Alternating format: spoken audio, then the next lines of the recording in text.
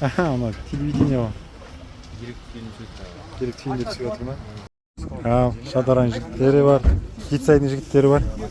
Қазан көтерейін деп жатыр әкел осында. Мұнда біздің Қызылорданың жігіттері де тұр.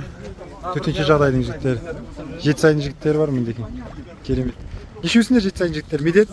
Төртеу? Төртеусіңдер ма? Оң болсын. Сендердің келулерімен судың беті қайтсын. Бүгін тағы да 2 қой сойдық жандарында ше енді. Көрді жігіттер. Енді осы 3 қоймен беті қайтса тамаша болып кетecek. Алланың қалауымен. Мынау қайықтары.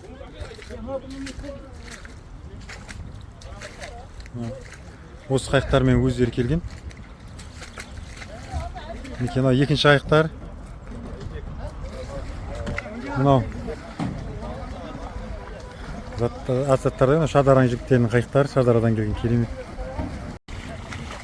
Шадаран жігіттер осылай көмек беріп жатыр. Алла разы болсын. Алланың қалауымен, Алланың рахымымен бір-бірімізге осылай көмектесіп жүрсек керемет болады. Осылай жиналып жатырмыз, анда киімдерді. Нұралы, Нұралы сен кеттің ба? Яғни Шадаран жігіттері керемет.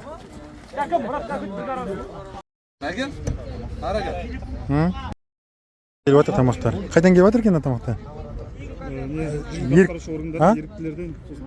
Акиматтан келіп жатыр ма? Алла разы болсын.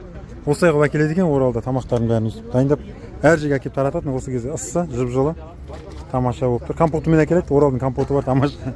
Керемет. Жақсы екен компот. Компот тамаша, өйстіп әкеліп жатыр өзге. Байбек деген жігіт па? Бауыр.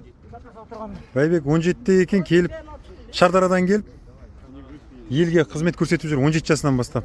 Солай ғой бауыр, өзі іш келді ғой. Өз еркімен әкесі рұқсат берді, семьясы.